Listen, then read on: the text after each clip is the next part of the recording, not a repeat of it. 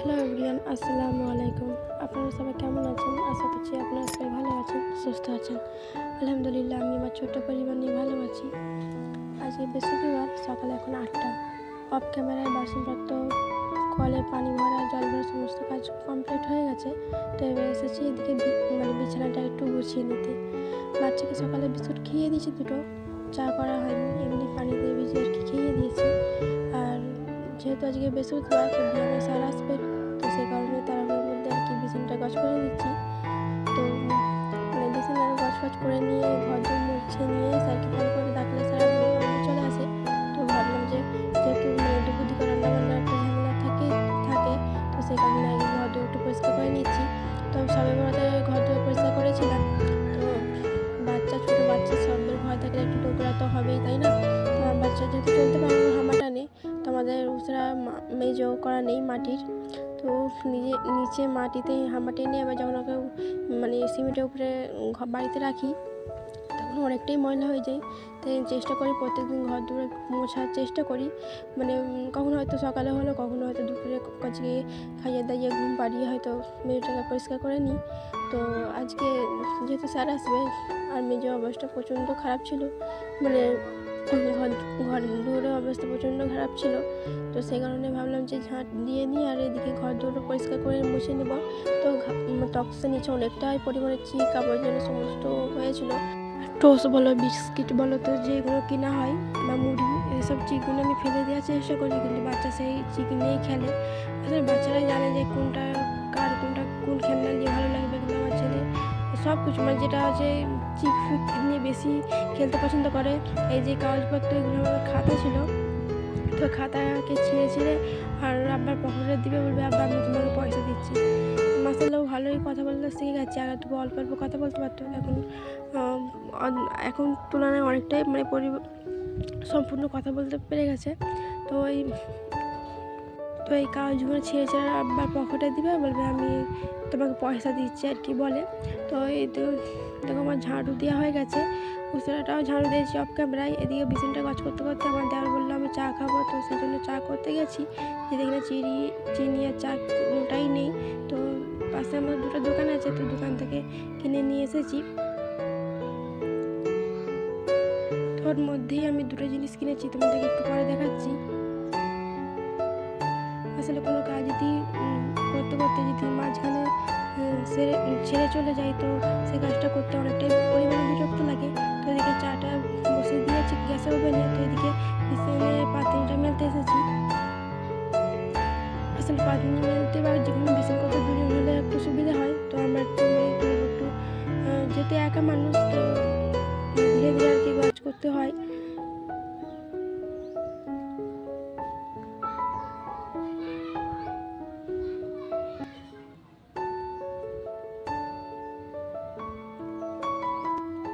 এই বিছানাটা কতটুকু কতক্ষণ পর্যন্ত ভালো থাকবে সেটা বলতে পারবো না, কেন বাচ্চাকে যদি আমি বিছানার উপরে তুলি, সে পুরো এক মিনিটে এলোমেলো করে দিবে, সমস্ত বিছানাপত্র এলোমেলো করে দিবে।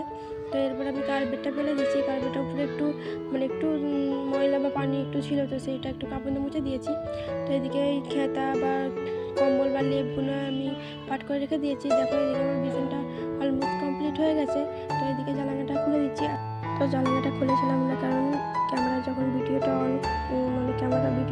চালু করে রেখেছিলাম, জানালা খুলে তো ওই আলো ফোকাসটা ক্যামেরার উপরে পড়ে আর ভিডিও একদমই ভালো করে বোঝা যায় না। তো সেই জন্য জানালাটা অফ করে আর কি ভিডিওটা করছিলাম। তো এবার শুধু মেঝেটা পরিষ্কার করে মুছে নেবো। আর যে ধীরে আমি কম্বলগুলো রেখেছিলাম, যেহেতু মেঝেগুলো পরিষ্কার মোছা হয়নি, তো ওইগুলো কম্বলগুলো আমি নিচে রাখিনি, এই ডিব্বার উপরে রেখেছিলাম। তো এই কাপড় চোপড়গুলো এখনও কিছু কাজ করা হয়নি, এগুলো কাজ করে নেবো, কারণ এগুলো প্রচণ্ড কী বলবো, কিছু পাট করা আছে, কিছু করে এলোমেলো হয়ে আছে। তো এগুলো এখন পাট করবো না, কিছুক্ষণ পরে পাট করবো। ওই যে বললাম যে আমি যখন চিনি কিনতে গেছিলাম, এই যে তেলেপিয়া মাছ, লাইডেন টিকা আর কি, তেলেপিয়া নয় লাইডেন টিকা। এদিকে চাটা হয়ে গেছে, আমার দেওয়া বললাম আমি এখন চা খাবো না, তো ঢাকা দিয়ে রেখে দিলাম। এই যে এদিকে নেবু কিনেছি, কারণ এই নেবুটাকে খাওয়া উপকার। তো আমার বাচ্চা যেহেতু পা আর কোমরে বল নেই, তো সেই কারণে চেষ্টা করি কিছু প্রোটিন জিনিস খাওয়ানোর চেষ্টা করি। তবু তো যেমন সামর্থ্য তেমনই খাওয়ানোর চেষ্টা করি। তো এবারে এসেছি এই যে কাপড় চোপড় কাজ করে দিতে, যেহেতু কোমর থেকে পাম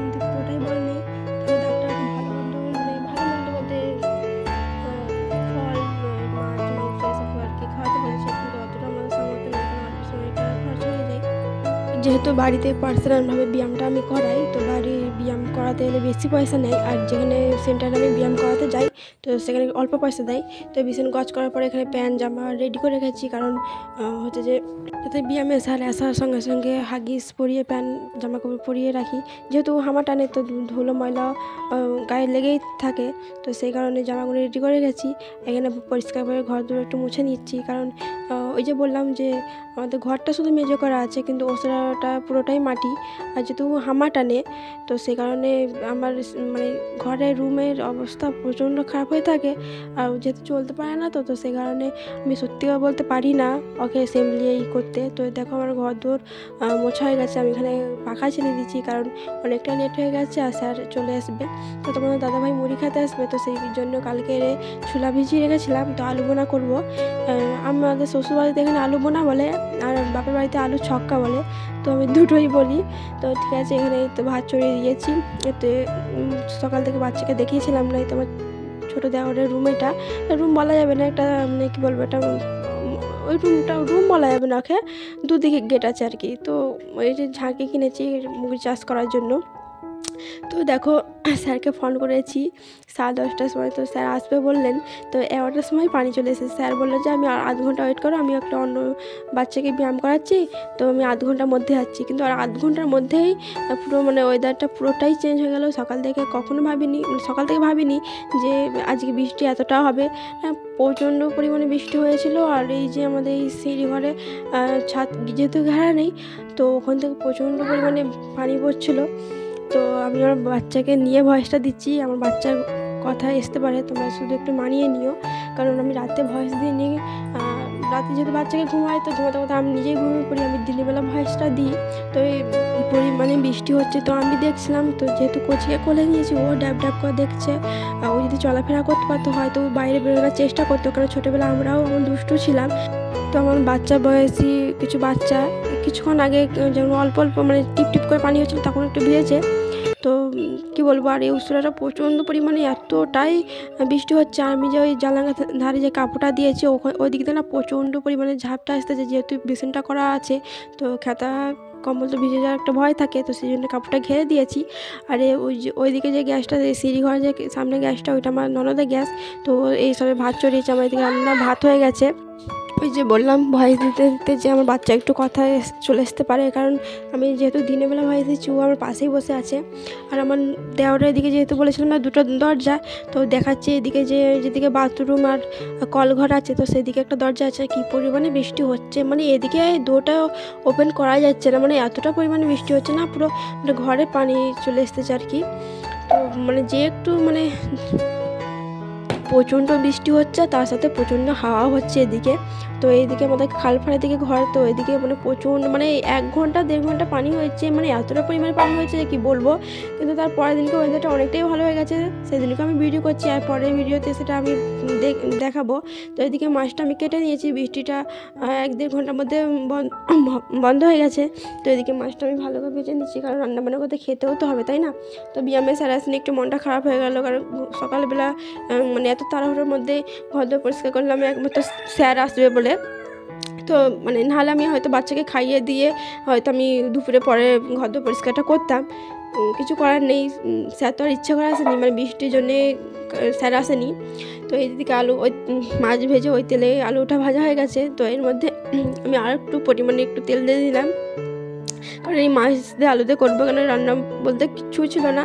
আর এই মাছ দিয়ে আলু দিয়ে খাওয়া যায় নাকি আমি জানি না, তোমরা একটু কমেন্ট করে জানিও যে এই মানে লাইলেন টিকা মাছ দিয়ে আলু দিয়ে খাওয়া যায় কি না।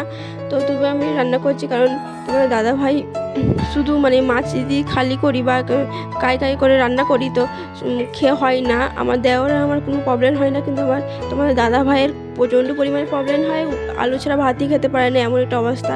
তো সেই কারণে তোমার দাদাভাইয়ের জন্য আলু দিই, আর তাছাড়া আমার বাচ্চাকে যেহেতু খাওয়াবো, তো সেই কারণে একটু আলুটা পরিমাণে বেশি দিয়েছে। আর এই রান্নাটা আমার রাতেও হয়ে যাবে আর কি, যেহেতু 3 জন মেম্বার, আমার বাচ্চাকে না ধরলেও নয়, আমার হাজব্যান্ড আর আমি, আমার দেওর, তো 3 জন খাবো। তো সেই জন্য একটু পরিমাণে আলুটা বেশি নিয়েছি, যাতে রাতেও হয়ে যায়।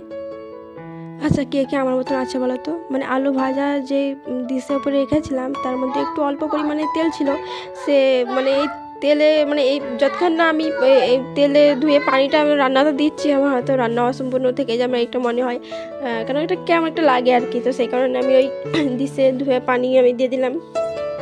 তো এরপরে পানি ফুটে যেতে মাছটাও মিলে দিয়েছি।